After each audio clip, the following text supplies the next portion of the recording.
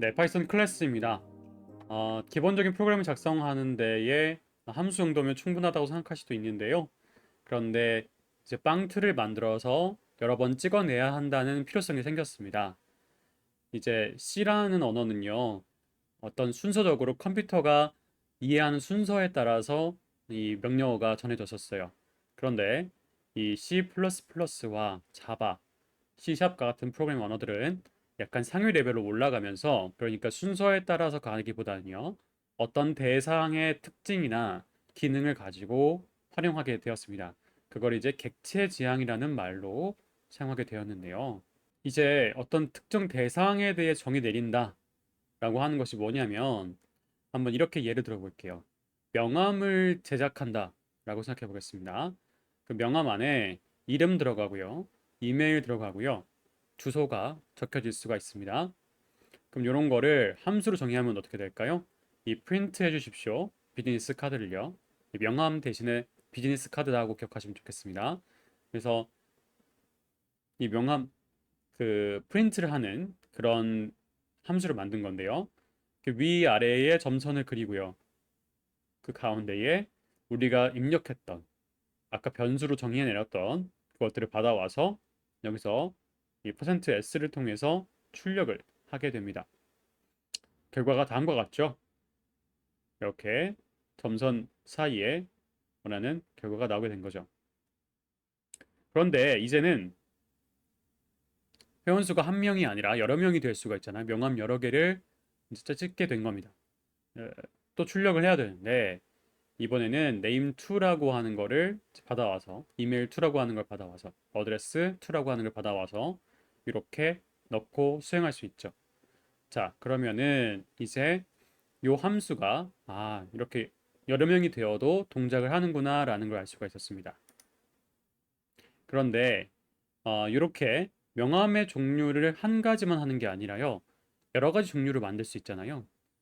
네임, 이메일, 어드레스만 들어가는 게 아니고 여기에 다른 사람에 따라서 사람마다 추가하고 싶은 정보가 다를 수가 있다는 거죠.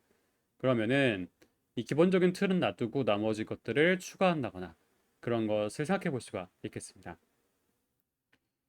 절차지향적인 프로그래밍 방법과 다르게 객체지향 프로그래밍은 객체를 정의하는 것에서 시작합니다. 자, 명함이라고 하는 이런 형태의 이제 객체, 그런 타입을 만들 수가 있게 되겠죠. 파이썬을 통해서 명함이라는 객체를 만들어 두면요, 이 명함 객체가 명함 1, 명함 2, 명함 3 이런 식으로 여러 데이터들을 그 상황에 맞게 활용할 수가 있게 됩니다. 우리가 파이썬에 사용되고 있는 int라던가요, 플롯이라던가요, 스트링 이렇게 str, 리스트, 튜플 이런 다양한 자료형과 자료 구조가 모두 이 파이썬 안에서 클래스를 통해서 만들어져 있는 겁니다. 그래서 만약에 3이라는 숫자가 있는데요, 이 3의 타입을 물어봤잖아요. 그 타입을 물어봤더니 그 결과는요, 이게 클래스라고 하는 겁니다. 근데 어떤 클래스냐? int라고 정의되어 있는 클래스다. 그렇기 때문에 정수형의 클래스가 이미 만들어져 있고요. 그것을 파이썬에서는 받아들인 거죠. 그 외에 플롯이라고 하는 것이 또 이렇게 정의 내려졌고, 또 3인데 따옴표가 들어가 있으면은 이거는 문자열이네요 하면서 클래스가 알려주게 되는 겁니다. 이 해당 클래스가 있다라는 것을 알 수가 있죠. 마찬가지로 이 사각꺽쇠, 사각 괄호가 있을 때 이걸 타입을 물어봤더니 아, 이것의 클래스가 리스트입니다 라고 알려줍니다.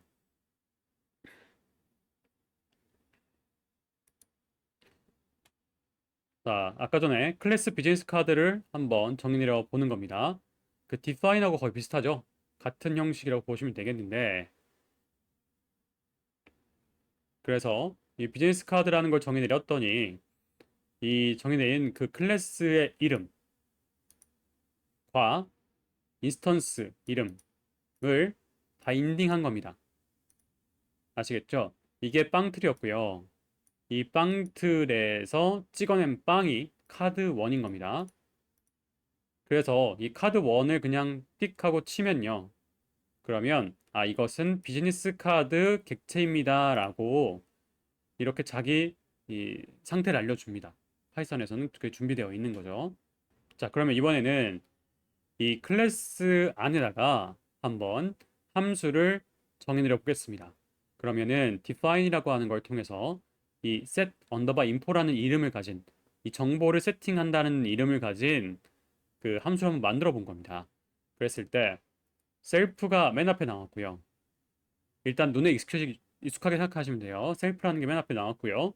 그 다음에 앞에 계속 나왔던 네임, 이메일, 어드레스가 여기서 입력으로 들어가게 됩니다. 그러니까 이름, 이메일 주소, 현재 주소 그런 것들이 들어와서요.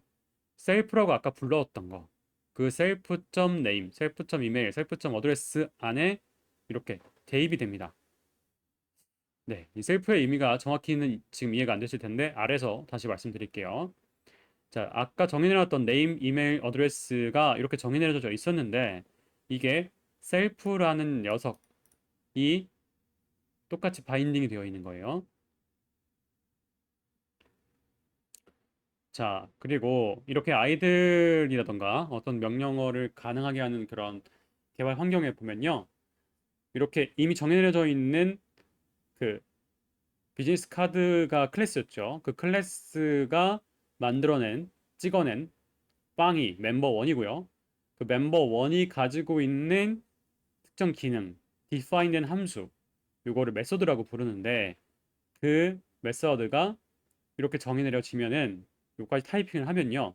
다음과 같이 여기에 네임, 이메일, 어드레스를 넣으셔야 돼요 라고 이렇게 가이드가 나오는 경우도 있습니다. 네. 여기 지금 보면 이 페이지에서요. 클래스에 메서드 추가하기라는 말에 이 페이지에서요. 여기 첫 번째 문단의 마지막 문장을 보시면요. 참고로 클래스 내부에 정의되어 있는 함수를 특별하게 이름 붙여서 메서드라고 하는 겁니다. 아무데나 define 되어 있는 것들과 다르게 클래스 안에 있으면은 이거를 메서드라고 불러서요. 이거 좀 부를 일이 많다 보니까 아 클래스 안에 있는 함수는 좀 특별한 애니까 그거를 이렇게 이름 붙인 겁니다. 그래서 지금 메서드라는 말을 계속 많이 쓰고 있는데 헷갈리실까 말씀드렸고요. 그래서 이렇게 멤버 1이라고 하는 인스턴스 이름 뒤에다가 메서드 이름을 붙여서 안에다가 인수를 넣어주게 되면요. 그것들이 이렇게 각각의 역할을 이제 하게 되는 겁니다. 클래스 생성자라는 말이 있어요. 그게 뭐냐면요. 우리가 항상 무엇이 이제 만들어질 때에 초기값이라는 말을 들어봤을 거예요. 초기값을 0으로 한다. 뭐 이런 말을 들어보신 적이 있을 텐데 만약 마이 클래스라고 하는 클래스를 만들 거예요. 근데 이 클래스가 만들어졌을 때 처음에 다음과 같은 것을 프린트하고 싶다고 해보겠습니다. 뭐냐면 윈도우를 딱 켰을 때요. 시작 프로그램이라고 생각하면 좋을 것 같아요. 자동적으로 요 카카오톡이 켜지게 됩니다. 아니면 저 MS 팀즈가 자동으로 켜져지게 되고요. 그래서 그 시작 프로그램 같은 느낌이라고 보시면 돼요. 그래서 마이클라스라는 녀석이 불러오게 되면은 자동적으로 이게 시작된다. 초기화가 되어서 나타난다. 라고 했고요. 그 초기화의 그 결과로 객체가 생성되었습니다. 라고 된다는 거죠. 이런 식으로 나오게 돼요. 화면에. 자, Y 클래스라고 하는 녀석이 클래스 이름이고 이게 인스턴스 이름이고 이렇게 정의가 내려지는 순간 바로 프린트가 되는 겁니다. 여기 분명히 프린트라는 명령을 안 넣었는데도 불구하고 여기 안에 초기화 안에 있으니까 자동 실행이 되는 거죠. 자, 그런데 이 셀프라고 하는 녀석에게 지금 이런 것들이 대입이 돼가지고 진행이 됐는데요. 이것이 아까 전에 set info라고 하는 녀석 있죠. 이 여기 안에 정보를 세팅한다 라고 아까 제가 말씀드렸던 그거를 그냥 init으로 바꿔버리면요. 아까처럼 set info라고 굳이 타이핑하지 않고도 이 비즈니스 카드가 만들어지는 순간 이게 바로 대입이 되는 거예요. 저기 아까 전에 비즈니스 카드에다가 멤버 1 이렇게 인스턴스 이름이 불러와지면 바로 이 네임, 이메일, 어드레스가 이제 여기 안에 들어오게 된 겁니다. 만약에 아무것도 안 넣고 이 인스턴스를 불러오려고 하면요. 다음과 같은 타입 에러가 납니다. 뭐라고 나오느냐? 이 생성자가 init이 찾는데요. 뭘 찾냐면은 missing three required positional arguments. 세 개의 필요로 되는 위치에 존재하는 그 argument, 인수들이 없습니다.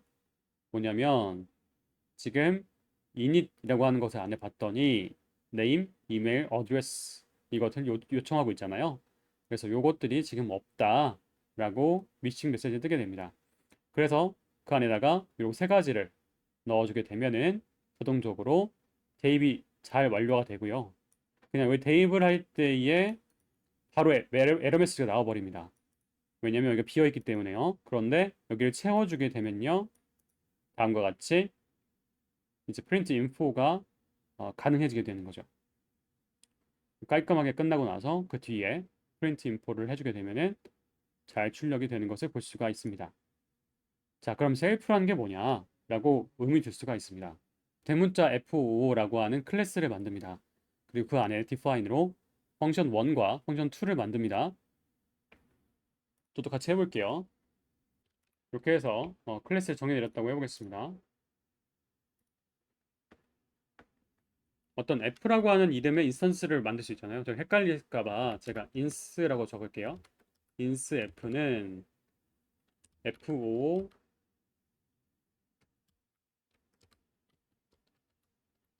이렇게 라고 정의 내릴 수가 있겠죠. 클래스 이름을 오른쪽에 놔두고 왼쪽에 놔두면 인스턴스 이름이다. 인스턴스라는 이름을 헷갈리실까봐 인스라고 제가 넣은 겁니다. F라고 원래 소문자 F인데. 자, 이렇게 정의 내리면 이미 이 init이라는 것은 돼야 되는 거고요. init은 지금 우리 정의 안 내렸기 때문에 실행이 안 된 거예요.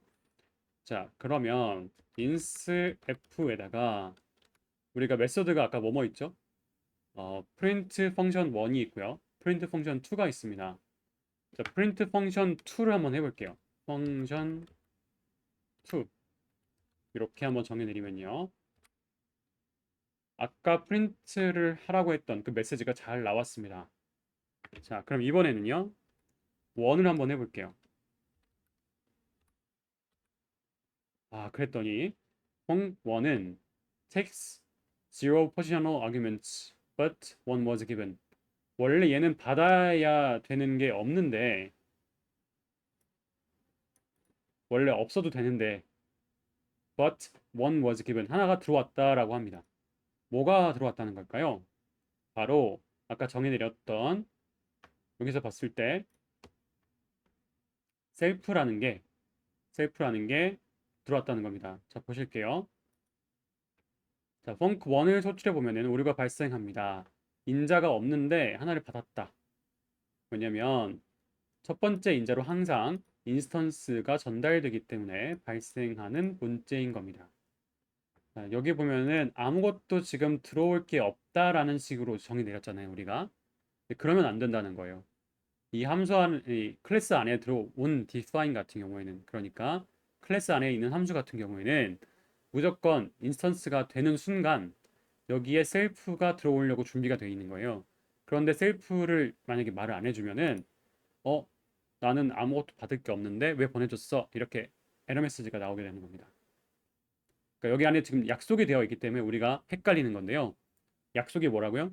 클래스 안에다가 define 할 때는 자기 자신의 이름을 불러오게 됩니다. 자동적으로. 그래서 그 셀프라는 걸로 불러오게 돼요. 그럼 여기서 이 셀프라고 하는 대상의 이름 뭘까요? 제가 정의 내렸던 ins 언더바 f가 되겠죠. 그 ins 언더바 f가 일로 들어와지게 되는 거예요. 그렇게 생각하시면 됩니다. 네, 똑같이 ins f에다가 f5를 주겠습니다. 그러면서 id ins f를 한번 해볼게요. 그러면 이게 지금 주소가 만들어진 거예요. 여기서는 지금 432198 이렇게 돼 있죠. 432198. 이 클래스가 적용되어 있는데 이게 이렇게 인스턴스로 이제 관계가 만들어지게 된 거예요. 자, F5 클래스에 대한 인스턴스는 메모리에 4329119 번지로부터 할당되어 있고 이 변수 F는 인스턴스의 주소 값을 갖고 있다라고 하였습니다. 네, 요 F라고 하는 이름이 요 인스턴스의 주소 값을 담고 있다. 자, 그런 다음에 f.func2를 한번 해볼게요.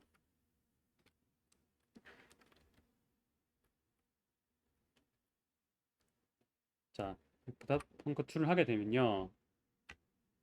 방금 말했던 그 어떤 주소가 있을 거잖아요. 그 주소가 같이 출력이 됐죠. 4321986 이렇게 정리가 되었고, 자, 그래서 그 아이디를 바로 출력하게 했는데 그게 바로 4321985였다. 그러니까 그 주소 값을 아이디 값으로 보내주게 되는 거예요. 즉, 이 클래스 내에 정의된 셀프라는 이름 자체가요. 이 클래스의 인스턴스라는 겁니다. 자, 와닿으셨나요, 지금? 자, 방금 클래스 안에다가 요 id 셀프라는 거를 넣은 거예요. 다시 한번 설명드리면은 요 클래스가 있고요. 요 클래스 안에 셀프가 들어왔는데 그럼 요 셀프의 주소가 어디니 하고 지금 프린트를 해본 거란 말이에요. 그러면 이 주소가 바로 뭐였다? 아까 인스턴스가 갖고 있었던 주소가 이거였는데 요 클래스에다가 한번 물어봤더니 이 클래스 안에 들어가 있는 셀프의 주소가 뭔지를 물어봤더니 보이시죠? 요 id 셀프를 물어봤더니 id f랑 똑같더라. 즉 인스턴스가 일로 들어와 가지고 요게 요거더라 라는 겁니다. 즉 요걸 안 해주면 안 된다 라고 보시면 되겠습니다. 자, 그런데 이번에는 인스턴스로 불러오지 않고요. 만약에 클래스 이름 자체로 한번 불러올게요. 뭐냐? F5라는 이름으로 그냥 불러올 겁니다. 여기다가 펑크 1을 하면요. 아까는 원래 에러가 났었잖아요. 왜냐면 셀프를 안 넣어줬기 때문에. 그런데 이번에는 에러가 안 나고 이렇게 바로 출력이 됩니다. 이게 무슨 차이인가? 생각을 약간 하셔야 돼요. 분명히 인스F를 했을 때는 에러가 났는데 이렇게 펑크 1이 지금 아무것도 안 받는 걸로 나와 있어서 셀프가 필요하다 이런 식으로 나왔는데 왜 F5 자체는 괜찮냐 하면요. 인스턴스로 선언을 하지 않고 그냥 요 빵틀에다가 물어보면요. 이 빵틀 자체는 그 요청을 하지 않습니다. 그 인스턴스 이름이 안 정해진 거잖아요. 그러니까 아까 전에 말씀드린 것처럼 insf라고 이 선언을 하는 거. insf는 F5다. 이렇게 바인딩 해줘서 왼쪽은 인스턴스고 오른쪽은 클래스입니다. 했었잖아요.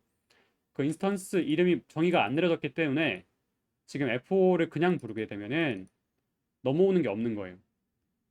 아시겠죠? 자, 클래스 네임스페이스에 대해서 말씀드리겠습니다.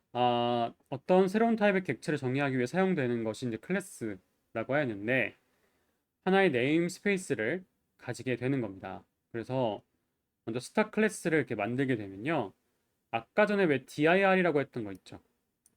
dir 이렇게 했던 것이 바로 그런 정보가 올려지게 되는 네임스페이스다. 이름이 올라갈 수 있는 공간이다. 라고 보시면 되겠습니다.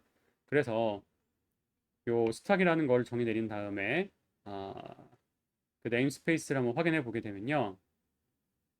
음, 네. 이 스탁 클래스의 네임스페이스를 파이썬 코드로 확인하려고 하면요. 이 클래스의 딕트 속성을 확인하면 된다고 합니다. 그래서 요 딕트라는 녀석을 이 스탁.딕트라고 뒤에다 붙이게 되면요. 여기에 그 스탁 안에 들어가 있던 마켓과 커스피가 나오게 되는데요. 지금 쭉 너무 진도를 한꺼번에 뺐기 때문에 헷갈리실 건데 다시 한번 말씀드릴게요. 자, 클래스 스톡이라는 것을 한번 볼게요. 자, 이렇게 한번 시작을 해보겠습니다. 그럼 스톡이라는 녀석이 지금 클래스가 만들어졌어요. 그리고 나서 dir을 한번 해볼게요. dir 지금 여기는 클래스이기 때문에 앞에 대문자 s를 붙였거든요. 그래서 with 스탁이 들어와 있습니다. 자, 그런 상태에서 이 스탁이 갖고 있는 성질을 한번 보려고 그 네임스페이스를 확인하기 위해서 스탁이라고 하고 뒤에 메서드를 어떻게 한다고요? 언더바 딕트라고 한다는 겁니다. 자, 같이 보시면서 할게요. 보시면은 언더바가 있고 끝에 뒤에도 언더바가 있죠. 그런데 봐봐요. 이게 지금 하나인가요? 아니죠. 두 개씩 들어갑니다. 이닛이랑 똑같아요. 그래서 이 딕트를 하실 때 언더바 뒤에 언더바 두 개. 이렇게 해주게 되면은 이제 정보가 어떻게 올라와 있는지 볼 수가 있죠. 그러면 뭐가 있을까요? 여기 보면은 이 마켓 이퀄 코스피다 라고 되어 있는데요. 그 정보가 이게 키 밸류 형태로 들어와져 있는 겁니다. 그러니까 클래스 안에 사전을 만들어서요. 그 사전에다가 여기 안에 정의되어 있는 것들을 왼쪽에 있는 건 키, 오른쪽에 있는 거는 밸류라고 해서 저장을 해 놓는 거예요. 자, 그렇게 해서 이제 다음에 어떤 것들을 활용할 때에 이 가져다가 쓸 수가 있게 되는 거겠죠. 그리고 인스턴스를 한번 지금 정의 내려볼게요. 지금 클래스를 우리가 이미 정의 내렸기 때문에 이렇게 S1이라고 왼쪽에 인스턴스 이름을 넣고 엔터를 치게 되면은 하나가 만들어졌을 거고요. S2도 마찬가지로 이렇게 하게 되면은 S1과 S2가 이제 만들어졌죠. 근데 각각의 아이디를 한번 만들어 보면은 지금 제가 다시 아이디 치면 바뀌게 나올 거니까 여기 보시면은 아이디 S1과 S2가 다른 것을 볼 수가 있습니다. 그래서 이렇게 각각의 공간을 각각의 네임스페이스를 갖게 되는구나 라고 보시면 되겠습니다. 그리고 나서 이제 dir를 해주게 되면 S1과 S2도 이렇게 이 dir 안에 올라온 것을 볼 수가 있습니다. 여기다 만약에 어떤 대입을 하고 싶을 때에는 이런 식으로 뭐뭐점 뒤에다가 키 밸류 형태로 대입을 할 수가 있어요. 그러면은 아까 클래스 안에서 정의했던 거와 마찬가지로 이렇게 정의가 내려질 수가 있습니다. 오늘은 이 네임스페이스까지 말씀드리는 걸로 하고요. 다음에 이 클래스 변수와 인스턴스 변수 그리고 상속에 대한 얘기를 마무리 짓고 파일 한번 다뤄보는 걸로 하겠습니다.